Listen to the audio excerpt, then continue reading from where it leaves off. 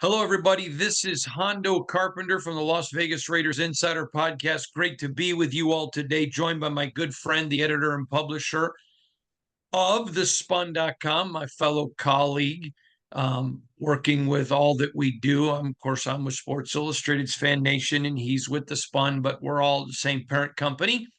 And we are all glad to be with you guys today. Matt, we have so many issues that I want to cover, and it's all Raiders today.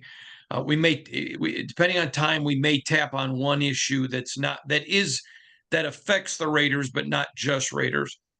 I want to talk to you about Antonio Pierce. None of us knows if he's the next John Madden, but I do believe he was the right choice and deserves that opportunity to prove who he is. But I'm concerned about one thing. And almost as soon as not everyone, but a lot of people, we want AP to get the job. Then people were saying, you got to hire this, you got to hire that, you got to hire this, you got to hire that. You got to go get this guy, you got to go do whatever. I like him for a lot of reasons. And you and I are very similar on some things. You and I are very different on some things. And I think the reason our friendship has lasted almost 2 decades is because we appreciate that the other may not be exactly like me, but they're genuine, they're real. I know who Matt Hladik is. And I love that about you, by the way. And my concern is I don't want to see AP get lost in all of the cum de ma. I think if he's going to be successful, he has to pull a Frank Sinatra and do it his way. What got him here is not the traditional way. So to get here now and act traditional, I think is a death sentence to his head coaching career in the National Football League. He needs to be who he is.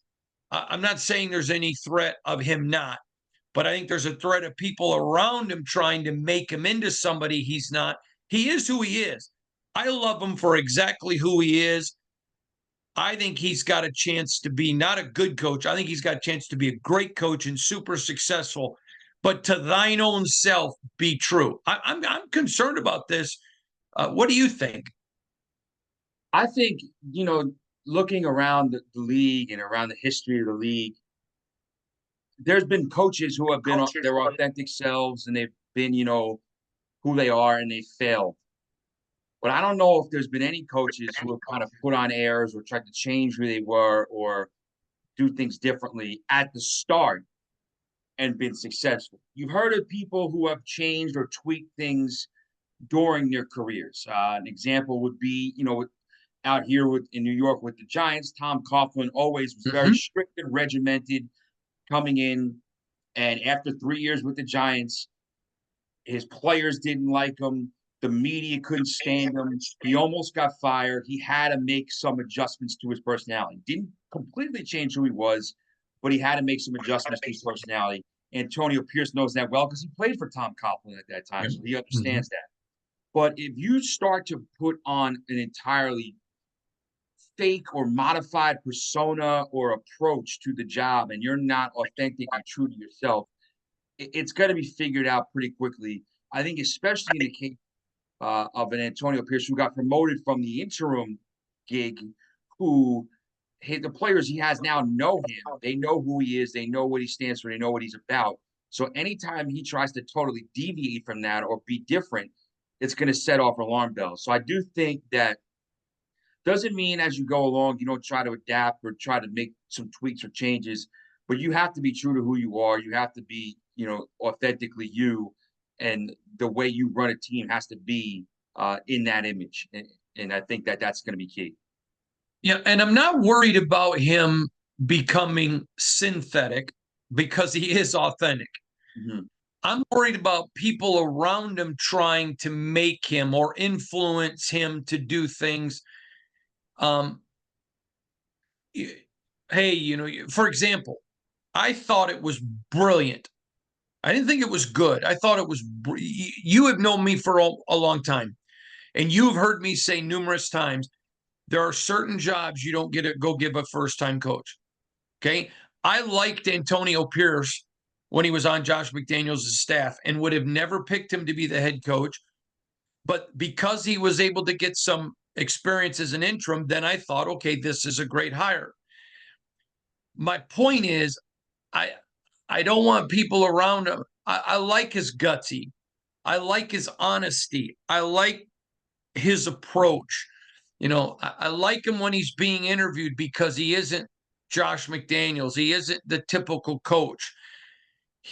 I like the way um I know him, so I kind of have a different view. I'm going to use a word that I don't like, but I can't think of a better one. His edgy, because there's nothing edgy as far as a jerk about him. But I like the fact. No, I'm not. I'll tell you what I think. That's my concern.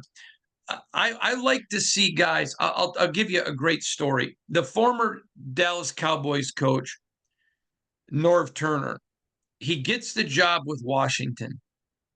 And I believe he had been a head coach before that, and it had failed miserably. Maybe he hadn't, but he goes to Washington, and he talked about, I'm going to get fired or I'm going to keep my job based on what happens at the field, and I'm going to be me. And it was Troy Aikman, I believe, that gave him that advice, but he failed. He didn't stay a head coach. But I've always respected Norv because he never tried to be Jimmy. He never tried to be somebody else. And the thing that I really like about AP, and there are a lot of things, but I love that he's who he is. So he brings in Coughlin, he brings in Marvin Lewis, he brings in these guys. He doesn't care if to admit I don't know what I don't know, because he wants to keep the job. It's his dream job. So he brings in those guys saying, hey, screw all y'all. You don't like it? I don't care. I'm bringing in these. That's what I'm talking about. I don't want that edge lost. No, I agree. And I think you always want that person to have that kind of, he has that competitive edge. I think it stems from his days as a player, and he's brought that over to coaching. And I think that the fact he's able to reach out and have those type of successful head coaches as resources, and he's not only willing but eager to use them is a good early sign. So I like the fact that he went out, he talked to Tom Coughlin, had Coughlin come in and kind of give him some guidance. Same thing, hiring Marvin Lewis, a guy who's been a head coach for, I don't know, 15 years or so, however long he was with the Bengals. I think that's all resources and things that you can draw back on, because things are going to come up in the job as the head coach, the full-time head coach, that you've never experienced before, even as the interim. So you're going to need people in your corner that are going to be able to help you deal with that. So I think that was a good sign that he was willing to bring those people in. All right. I want to stay on the Raiders, obviously, but I want to get into something. I think Raider Nation has a lot to be excited about. You were the last team to beat the Kansas City Chiefs. I think San Francisco did a lot of what Patrick Graham's game plan was to beat the Chiefs. I mean, to try to beat the Chiefs in the Super Bowl. You go back to joint practices, they dominated San Francisco in the joint practices. I'm not even talking about the preseason game is irrelevant. Doesn't matter. But they beat them up good. To me, if you're the Raiders, you look that you ended 5-4, but there is a lot of reasons, I believe, in Raider Nation to be extremely optimistic. What are your thoughts on that? I agree. And again, we've talked about it before. You have to recognize, listen, it's not going to be easy sledding because you're in the division with the Chiefs, and now you're in division with the Chargers and Jim Harbaugh, who has a tradition of, winning, and you still have Sean Payton in Denver. I think they'll have a different quarterback next year, but he's a guy that's won at the NFL level for a long time. So it's not going to be easy, but I do think that there are some reasons for optimism. You saw the way the end of the year. The roster is not devoid of talent. It's not like they're scrapping it totally and tearing it down to the studs to have a rebuilding project. So I think that there are some causes for optimism. You went from 6 wins in 2022 to 8 wins this year. So there was that improvement. I think that, I think there are some reasons to look forward to the future and just to feel like maybe this time around it will be different compared to, the last few hires that they've had. I agree with you, Matt. All right. So interesting for me is looking at the Raiders. Now, they have full approval by Mark Davis to move up as far as they need to, in their opinion, to go get a generational quarterback. Some people take that green light as they're going, which is dumb because they don't know what they're going to do. There's a lot of process they've got to go through. There's a lot of investigation that goes on. There's so much that goes into, if you're going to make that humongous of an investment, number one, is the guy worth it? Number two, do you understand, you may have the green light of Mark Davis. And by the way, I think every owner should give his management team the green light if they believe there is a generational quarterback to go get them, because they're too precious. But that same owner is now going to hold you accountable because you're mortgaging the future to buy a present if they're not a generational quarterback. And I think sometimes people are so excited to have a generational quarterback, and and they should be. You should be excited to have a generational quarterback. But they're so excited to get it, they need to tap the brakes for a minute, because now all the pressure's on Telesco and Pierce. Okay. Are you willing to risk? If Telesco gets fired again, he's not going to get a third shot at as a general manager. And AP, chances are, if he gets fired, is not going to get a second shot. I mean, if there's no success here first, now they have to go in and think, okay, are we willing to gamble on this guy? There are so many moving pieces, and we're only in March. To me, that's what makes this fascinating. March, February. We're not even at Valentine's Day. February. Yeah. Your thoughts on on that? Well, the other thing too that you have to always remember, and I think a lot of fans forget, because a lot of fans are talking about, let's trade up, get a quarterback, or wherever we are, we don't like this, let's trade back, get more picks. You have to have a willing partner. You have to have a team that's willing to trade with you and agree on the compensation. Now, the Raiders are where are they picking again, the Raiders? I'm sorry, I forget. 13. Okay, I was going to say 12, but I thought that was wrong. So 13th. Say they want to move up into the top to get one of the big quarterbacks in this draft. Well, now you have to find a partner, whether it's the Bears at 1 or Washington or New England with the next 2 picks, that is willing to have you move up. That maybe if that means that they don't want a quarterback, and quarterbacks are being discussed for those 3 teams. You also have to make sure you're giving up a tremendous amount of capital to move up from 13 to 1, especially if one of those, or 13 to 2 or 3, especially if one of those teams has offers from, another team to move up a few spots. So it has to be a deal you're comfortable with doing. Also, and again, the NFL is a prove-it league. It's not a league for patience. So the clock is already ticking. Antonio Pierce has a lot of goodwill with the fans, but if they don't win enough games, that's going to, dissipate quickly. But I'm sorry, go ahead. I was to say, and you alluded to it, if you go up and get a quarterback, you're starting, that's your guy. Antonio Pierce, Tom Telesco, and Caleb Williams, or Drake May, or Jaden Daniels, whoever they prefer. They're tied at the hip. So now you're going to sink or swim with that guy. Yep. So I talked to an NFL executive today, and I thought you'd find this interesting. I asked him, what's the moving price today to 1 to 3. This is what he told me.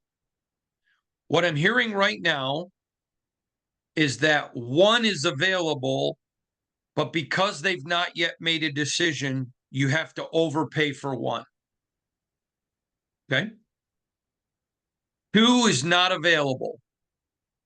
So Washington's going to take a quarterback. 3, it's more of a get back to us. They're still trying to figure out a plan. So if you're going to move up before the draft, then the question becomes, okay, who do I like? Okay, so let's just say Jayden Daniels. Okay, and I think early in the process, well, I'm not going to say, I can't say too much. That would be wrong of me. Okay, let's just say Jayden Daniels. So then you got to look and say, okay, do we move to 3? Because then what happens if somebody decides, okay, we want Jayden, and they overpay and move to 1? Now we moved all the way up there, and that's the only guy we believed in.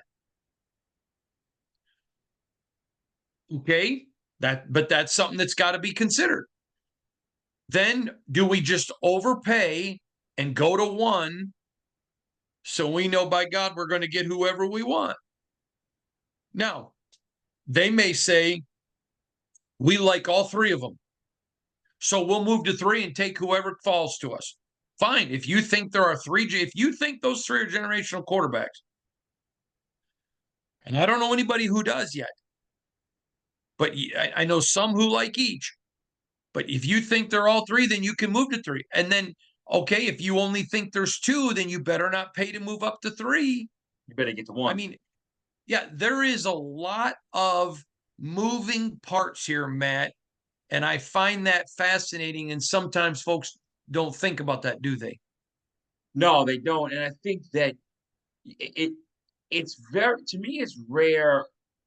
I'm sure there's an instance of this in the past that I'd have to go back and look at, but I feel like this is one of the first times I can remember where the top 3 picks in the draft all have a potential need at quarterback, but also could move out of the pick.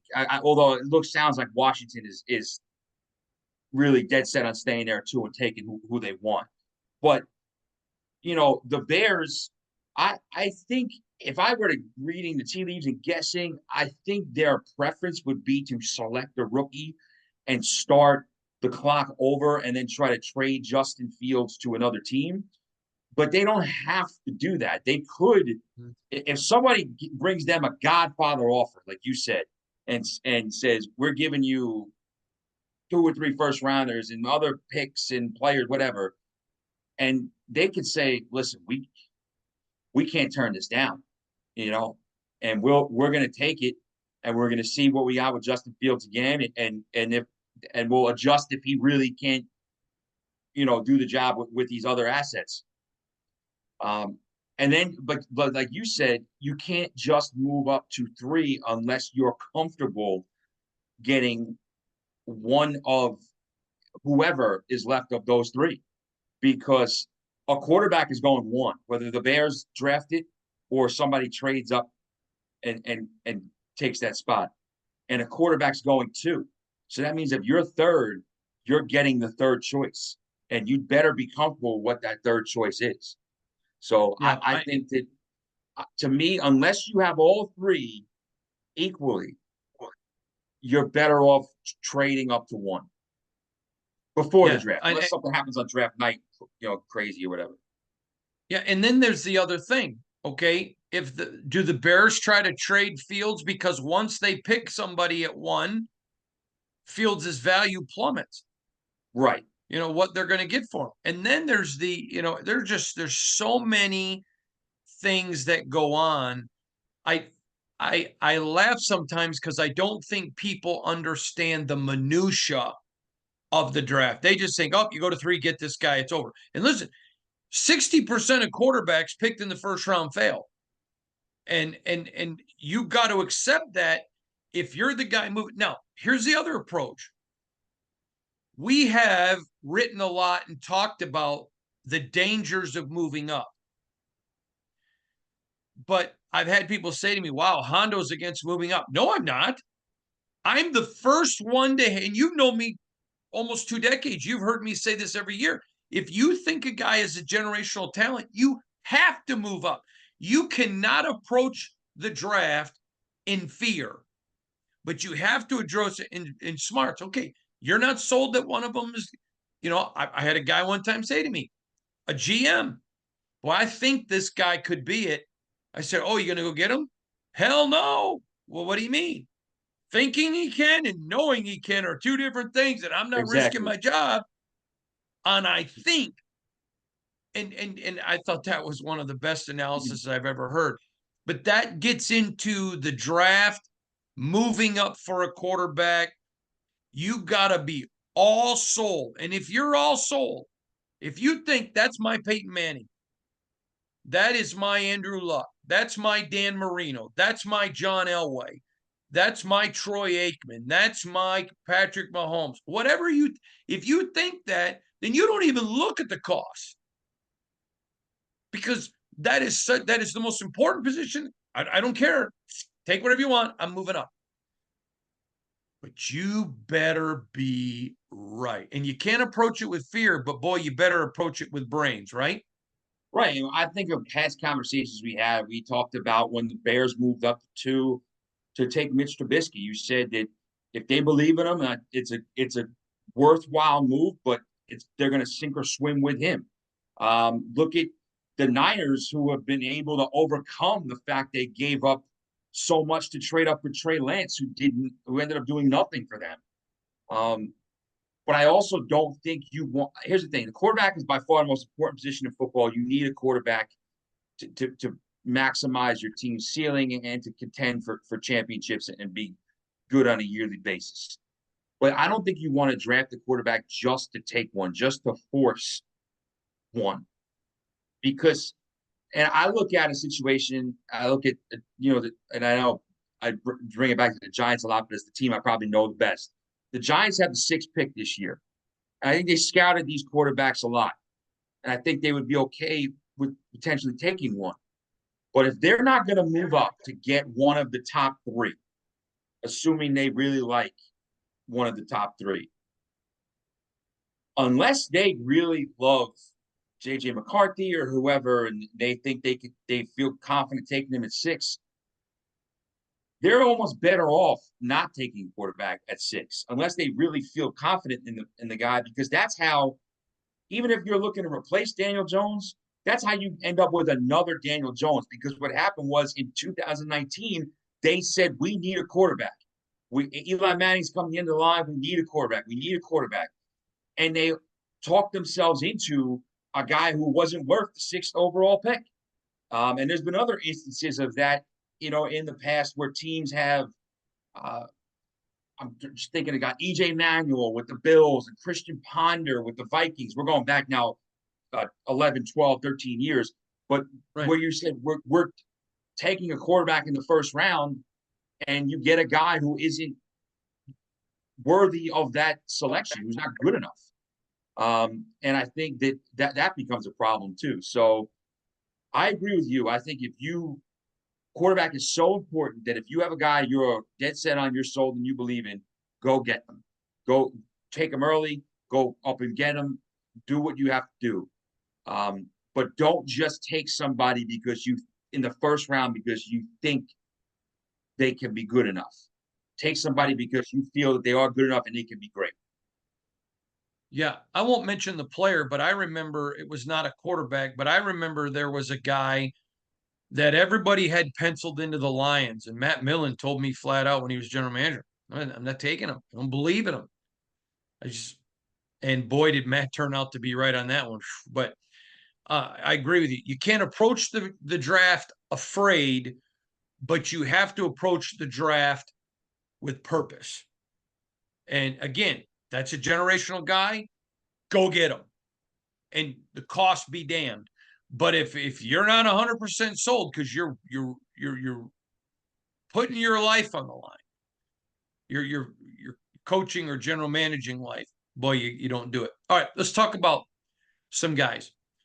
We've talked a lot about Drake May. We've talked a lot about Caleb Williams. We've talked a lot about Jaden Daniels.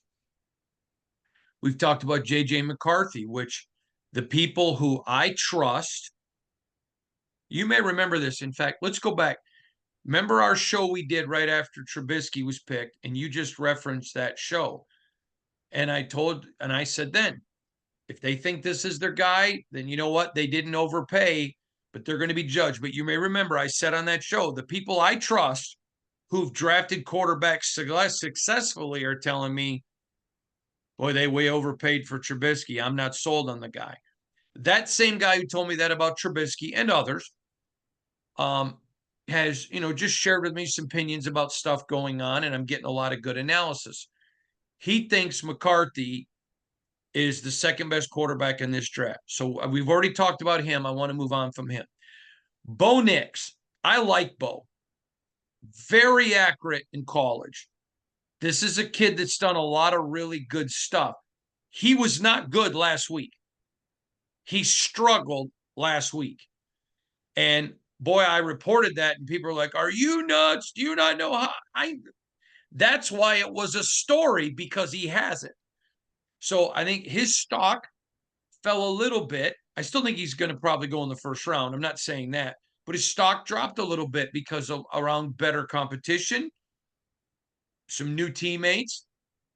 He struggled a little bit. Okay, Penix. Nobody dislikes Penix. It's just the injury history with him. That's the only thing with him. If he didn't have the injury history, we'd be talking about probably the top 4. But it's not just been one injury, it's been multiple. So that's where the worry comes in. But I'm going to give you a name. So there's 6 guys that potentially could go in the first round. Okay. In fact, they very well may. But I'm going to talk to you about a guy who stunned people at the Senior Bowl. Spencer Rattler. He looked sharp. His cognitive ability, his brain, his talents, his technique. I heard from multiple. I didn't hear from 1 or 2. Multiple. I heard from QB people. I've heard from people who I don't think are QB people who were like, whoa. Do you see a scenario, Matt, where Spencer Rattler gets up in the first round? That would be at this point, I would be surprised, but it is interesting because you're talking about a guy who 2 or 3 years ago, people were mentioning as a potential number 1 overall pick in the entire draft. He had that kind of reputation coming out of high school and through the beginning of his time at Oklahoma. And then, of course, we saw what happened. He struggles in the 2021 season in Oklahoma. Caleb Williams replaces him. And, the rest was kind of history for both those guys. Spencer Rattler has a lot of big time tools. And I think that, a team is going to be enticed by them. They're going to think he's a moldable guy, a guy you can work with and kind of transform and make a starting caliber quarterback. Is it going to be a first round team? I don't know. I mean, maybe late in the first round you could see. But he is an interesting prospect to me. He's the type of guy that I think you could see a GM and see a coach, especially a coach who has worked with quarterbacks before, kind of talk themselves into or get excited about. Yeah, I'm going to tell you what, my one particular buddy whose team is very good at drafting quarterbacks, they don't really need one, but he said he did enough for us. We're kicking the tires on Spencer Rattler now. We're going to talk to him at the combine. He kind of moved on our board. They're going to be picking down in the lower part of the first half, and he said that he could be there. I just thought that was fascinating. I thought that Spencer Rattler, Bo Nix talk was very, very fast. Again, I think this is going to shape up to be one of the I don't know if it's going to pan out. We're only going to know that in 15 years to be one of the best quarterback, but I think it could be one of the most quarterbacks selected first rounds ever. You agree, disagree? We've had, I'm trying to think, what's the record? 5 or 6? I know in 2018 we had 5. Um, Mhm. I was the Mayfield, Darnold, and Josh Allen class, Lamar. Right. Um, so I mean, I could see a scenario where we equal that, where 5 guys are off the board in the first round, because I think that the 3 are going definitely, um, and I think that somebody is going to believe enough in JJ McCarthy to take him somewhere in the first round. Could be higher than we expect right now, but I would expect he goes in the first round. So that's 4. Now the fifth going to be a Nix? Is it a Penix? Or do people think they're more day 2 guys? Does someone talk themselves later in the first round into a Rattler? Like you said, they may not need a quarterback. Sometimes the best time to take one is when you don't necessarily need one. You look at that's what Green Bay has done multiple times in Mhm. the past, and it's worked out great for them.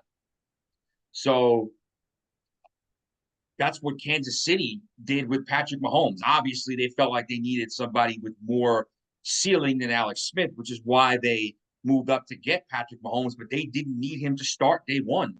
Alex Smith started that entire 2017 season, and they were a very good team. So sometimes that's when it's a good time to take a quarterback. I would say I have a feeling this is just a my gut right now. I think the over under on first round quarterbacks is 4.5. I lean the over. I think 5 go at this time right now, mid February. Yeah, I agree with you. All right, I want to talk about Aiden O'Connell. This is a guy in today's mod. Now, I'm not going to change who I am. You've known me long enough that you'll call me out for it because we're real friends. I like a quarterback that has some mobility. Mm-hmm. I've always said that. I'll always maintain it. It's how I believe. I don't need him to be Randall Cunningham. I don't want him to be Randall Cunningham. I think that hurt him. I think Randall was a better quarterback if somebody would have taught him how to be like Patrick Mahomes and run when he wants to. I mean, when he needs to, not when he wants to. Um, but I'm a buyer on that. But I think a lot of people are discontinuing Aiden O'Connell, who did only thing he did was what he was asked to do. The last 4 games, I mean, the kid's got 8 touchdowns. Last 5 games, I think it was, he had 9 touchdowns, 1 interception. I think there's mobility there because I've seen him run some at Purdue and other places. That's going to have to be coached, but I think he has enough mobility to be that. Now, I still would draft a quarterback because I love the competition. So I'm not saying don't draft a quarterback. I'm saying I would.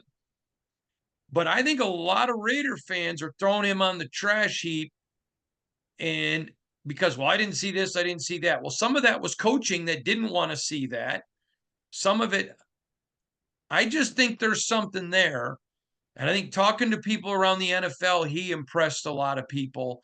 Do you think Raider fan is taking a risk if they just throw away Aiden O'Connell, career backup? Boy, I'll tell you what, after what I saw this year, I can't make the decision that he's Ken Stabler, but I can't make the decision he's a career backup either. And that's kind of sentiment around the league. Your thoughts? No, I think there's a possibility he could be more than that. He could be a functional starter and a guy that can start for you in the NFL.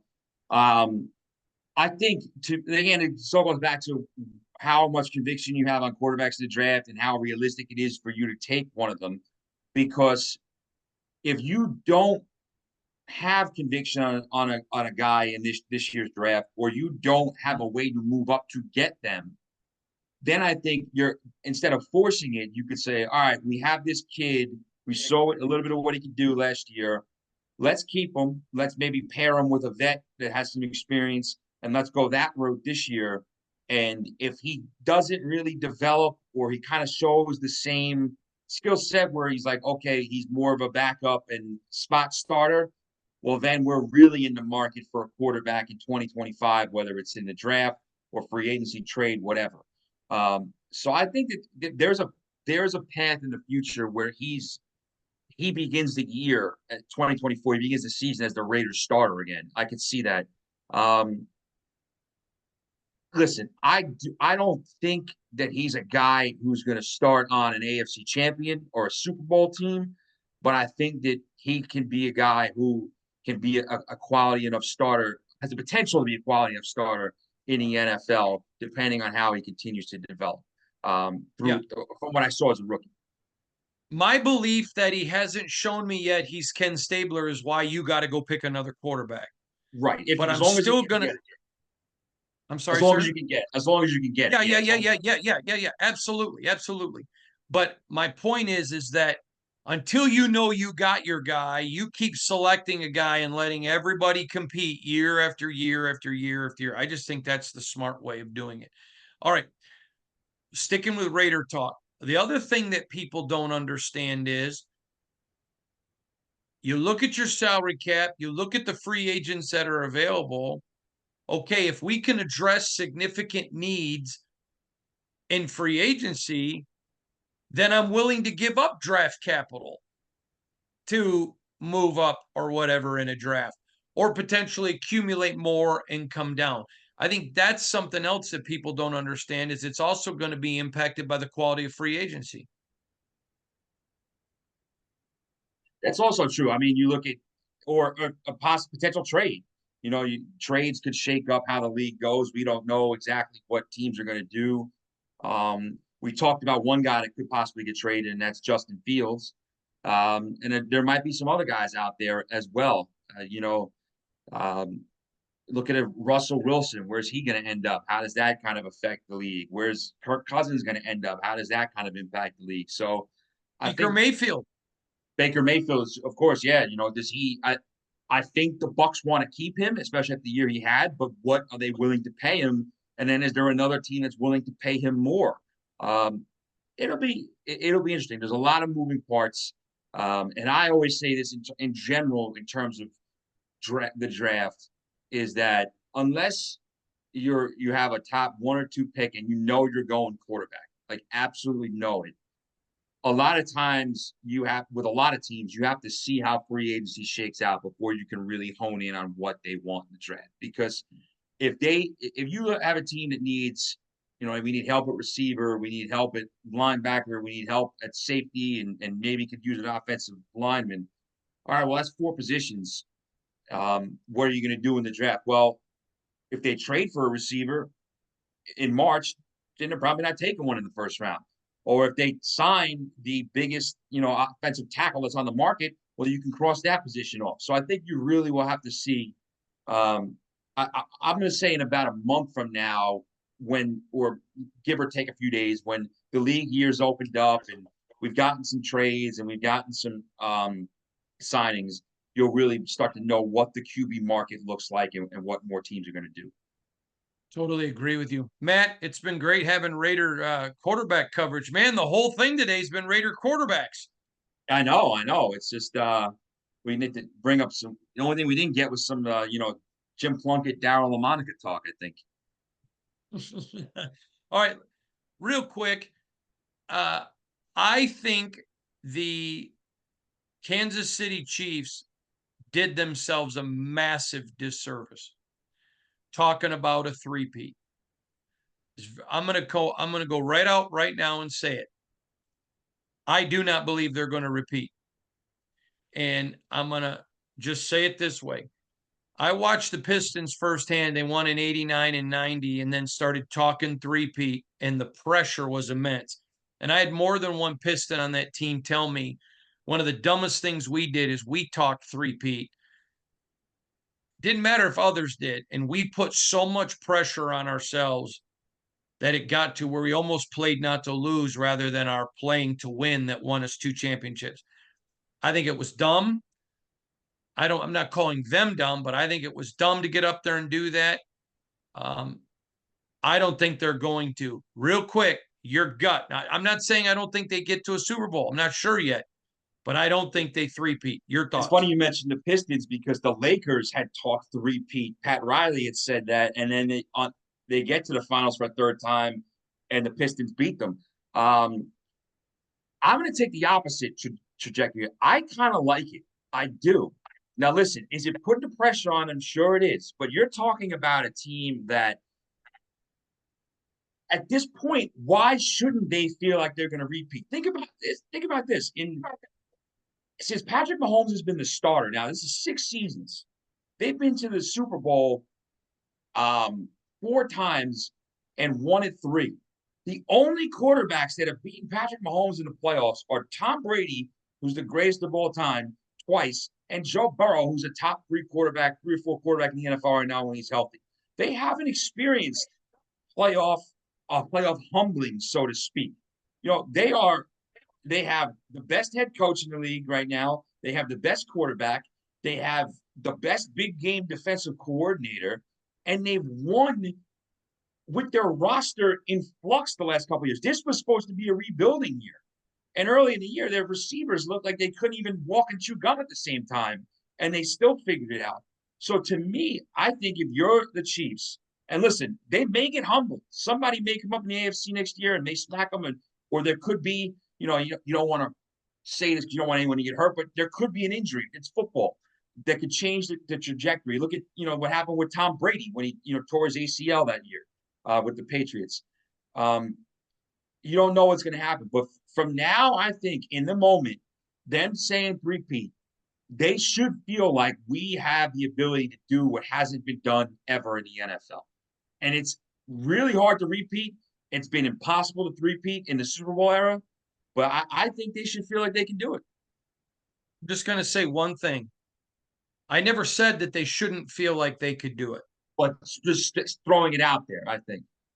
Them throwing it out there because every fan now, that's all that's going to be discussed. Listen, I was there on Christmas Day and heard Chiefs Kingdom booing them. They were bad. I and know. That's not taking away how well the Raiders played. The Chiefs looked terrible.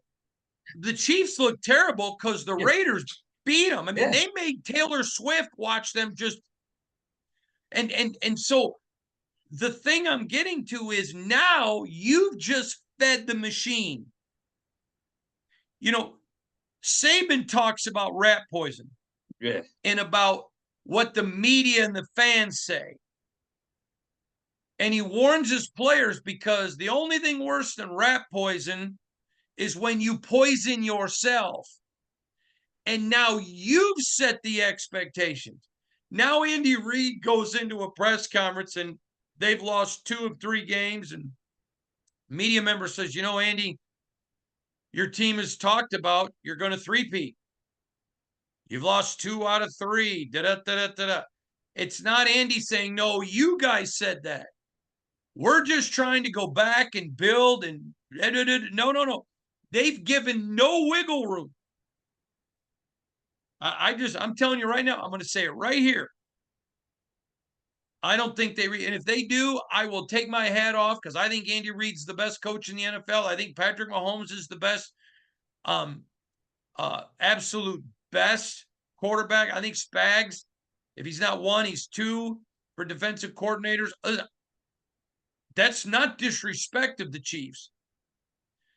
And I wasn't shocked that Kelce was the one that did it to him either. Ooh, man, if I was Andy Reid, I'd be more mad at Kelce doing that than the stupidity of him bumping into me. And that was ridiculous.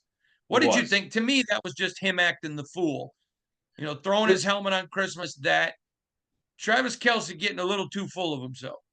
Listen, I think that I'm one of the people who believes that in general, in a vacuum, a lot of times sideline blow-ups or intensity gets blown out of proportion. I think that fans or even the media sometimes, we don't realize how intense it can be down there and what gets said and what gets done during the course of a game. Look at even Mahomes and Rashee Rice going back and forth with each other at the end of regulation in the Super Bowl the other night.